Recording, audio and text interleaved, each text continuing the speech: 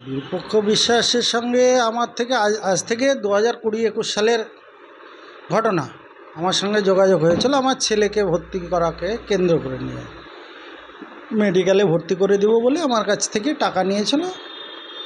Last অবধি তিনি টাকা পয়সা নেওয়ার পরে 8 লক্ষ টাকা ধাপে নেওয়ার পরে আমার সঙ্গে সেই টাকা আজ অবধি আমাকে রিটার্নও করেনি, আমার ছেলেও ভর্তি করে দেয়নি। কতটা প্রভাবশালী বিরূপাক্ষ বিশ্বাস?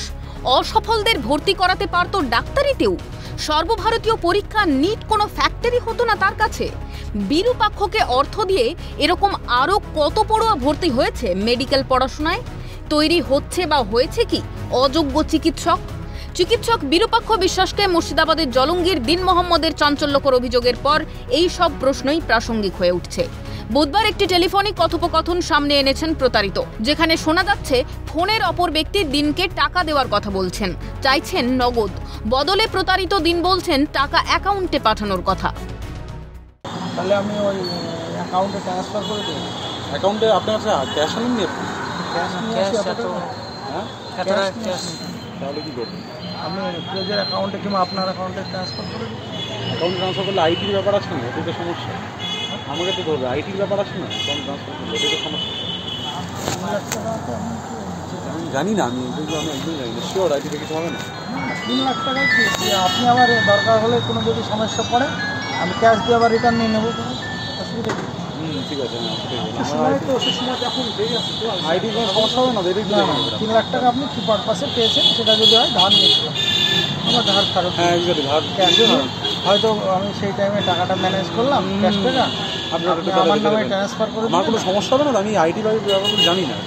ঠিক আছে, তাহলে ইনকাম ট্যাক্স। তাহলে কখন পাঠাবেন? তাহলে আপনি বলে দিন। কালকে পাঠিয়ে দেবো আমি। প্রতারিতের দাবি, ফোনের ওপারের কণ্ঠ চলতি সময়ের সবথেকে বেশি আলোচিত চিকিৎসক বিরূপাক্ষ বিশ্বাস। অডিওর সত্যতা যাচাই করেনি সিএন। দিন মোহাম্মদের অভিযোগ, বছর 4 আগে তার ছেলে সর্বভারতীয় পরীক্ষা নিট দিলেও অল্পের জন্য যোগ্যতা অর্জন করতে পারেনি। এদিকে ছেলেকে ডাক্তারিতে ভর্তি করাতে মরিয়া হয়ে উঠেছিলেন তিনি। এই অবস্থায় যোগাযোগ হয় বিরূপাক্ষ বিশ্বাসের সঙ্গে। দিনের ছেলেকে মেডিকেলে ভর্তি করিয়ে দেওয়ার নাম করে 2 দফায় প্রায় 8 লক্ষ টাকা নেন চিকিৎসক বিরূপাক্ষ। এর মধ্যে কলকাতার বেসরকারি এক মেডিকেল কলেজের ভর্তির ভুয়ো চিঠি দিনকে দেওয়া হয়, নাম ছিল বিরূপাক্ষর। কিন্তু শেষ পর্যন্ত ভর্তি হতে পারেনি দিনের ছেলে। এই ঘটনা প্রকাশ্যে আসার পর অভিযোগকারীকে বিরূপাক্ষ ফোন করেন, দাবি করেন কেউ তার নাম করে করিয়েছে। লেটারও দিয়েছে। হ্যাঁ, আপনাকে লেটারটা পাঠিয়ে দেবো বলেন, লেটারটাও পাঠিয়ে দিচ্ছি। আপনাকে লেটারটা আমাকে একটু, আমার নামে লেটারটা একটু পাঠান তো আমাকে, এটা খুব দরকার আমার নামে লেটারটা একটু পাঠান তো আমাকে। আপনার কেপিসি থেকে যে অর্ডারটা হয়েছে ছেলে আমার পেয়েছে, সে লেটার একটা শুদ্ধ খামে করে পাঠিয়ে দিয়েছিলেন, সেটা আমাকে দেখিয়ে গেল তো টাকাটা আমি বিশ্বাস করে দিয়েছি, না হলে তো দিতামই না।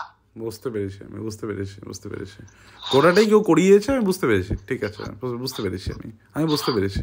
ঠিক আছে, যাক, আমি আপনার সাথে একটু আমি কথা বলছি আপনার সাথে। ঠিক আছে, আপনি যত তাড়াতাড়ি পারেন এটা। ঠিক আছে। বিরূপাক্ষ ফেরত দেননি টাকাও, টাকা চাইতে গেলে অস্বীকার করেন। এই অবস্থায় আদালতের দ্বারস্থ হন দিন মোহাম্মদ।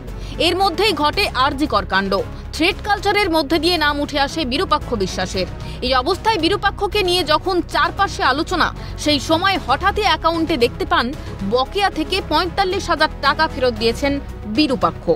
যদিও আদালত পদক্ষেপ করার আগেই পুলিশ প্রশাসন কেউই বিরূপাক্ষর বিরুদ্ধে কোনো পদক্ষেপ করেনি। এখন এই মতো অবস্থায় ওনাকে কিছুদিন আগে ফোন করলাম গত শুক্রবারে যে ডাক্তারবাবু আমার টাকাটা একটু রিফান্ডের ব্যবস্থা করে দেন। উনি প্রথমত অস্বীকার করেন, পরবর্তীতে আমি বললাম আপনার যেসব ব্যাঙ্ক ডিটেলস আছে সমস্ত কিছু আপনি 4 বছর আগের ঘটনা আপনি বুঝতে পারছেন না, আমি সমস্ত পাঠিয়ে দিচ্ছি। আর আমার নামটাও আপনার হোয়াটসঅ্যাপে সেভ করা আছে, আপনি হোয়াটসঅ্যাপ চেক করুন, 4 বছর আগে কল লিস্টে চেক করুন, সমস্ত কিছু আপনি ডিটেলস পেয়ে যাবেন জলঙ্গি থানায়। এবং এসপিকে, ডিজি, আইজি থেকে শুরু করে আমি নবান্ন থেকে শুরু করে যত ডিপার্টমেন্ট ছিল, এই ভিজিল্যান্ট থেকে শুরু করে সমস্ত জায়গায় দপ্তরে আমি চিঠি করেছিলাম, তারপরেও কোনো আমি সুরাহা পেয়েছিলাম না। থানা থেকে কোনো সুরাহা পাইনি, কোনো জায়গায় কোনো হেল্প পাইনি। আমার নিজের শক্তি বলেই আমি যতদূর পেরেছি এগিয়ে চলেছি। গোটা ঘটনার সঙ্গে তার যোগ অস্বীকার করেছেন সাসপেন্ডেড চিকিৎসক বিরূপাক্ষ বিশ্বাস। যে আমার নাম করে কেউ ওনার কাছে গিয়ে একটা ভুয়ো চিঠি দেখিয়েছে চিঠি দেখিয়েছে, আপনি চিঠিটা পাঠিয়ে দিয়েছি অলরেডি, আমার থেকে নিয়েই পাঠিয়েছি। সেই চিঠি দেখিয়ে ওনার থেকে টাকাটা নিয়ে নিয়েছে। এবার সেখানে আমার কোথায় দোষ? আমি তো সেখানে দোষী নই। আমার নাম করে কেউ ওনার সাথে কথা বলে বা কি করেছে আমি ঠিক জানিও না পুরো গোটা বিষয়টা, কেউ ওনার থেকে টাকা নিয়ে বেরিয়ে গেছে।